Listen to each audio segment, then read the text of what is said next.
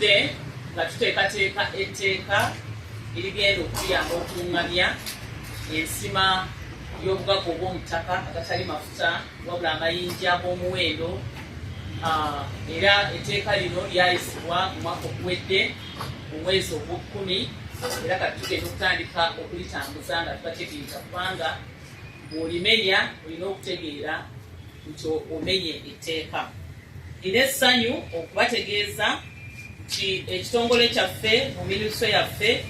kikoze omulimu gwa ttendo mu kuzuula bungi ki, bugagga ki bwe tulina, bikomo ki bye tulina wansi eyo, era nga kati tulabye kati nga mu kino ekya iron ore mu bakola ebitayimbwa nti tuwongeddeko okuva ku ttani 8 okutuukira ddala ku miliyoni, okuva ku miliyoni ttani 8 okutuukira ddala ku miliyoni ttani 500, ate nga n'omuwendo gwegwo omutindo nga kumpi gwe gusingira ddala mu Uganda. Tulinayo n'obugagga obulala obutasangika wano mu Africa, era nga mu nsi yonna China yerina obugagga bwe butyo neddirirwako Uganda. Simanyi bwenyeza kuyita the rare earth elements mu Luganda, naye ng'obwo obugagga obulimu ebirungo ebya buli ngeri ebikozesebwa mu byuma biri kalimagezi, ebikozesebwa mu masannyalaze, obwo n'obugagga buli wano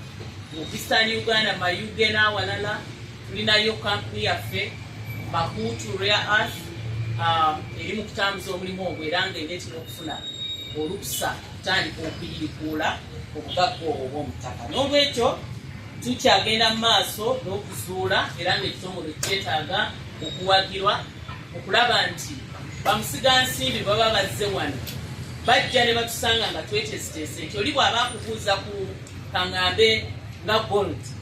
nga package ogimuwa ti sayidi eno mu kitundu bwekine bwekiti ekya Uganda tulinayo obungi bwa gold bwekuti, ti sayidi eri mu kitundu bwekiti ekya Uganda tulinayo ebisobola okuvaamu ebigimusa. Mu sayidi endala tulina kakati abantu bange bali mu kukola packages ezo okulaba nti bamusigansimbi bwe bajja tebamala budde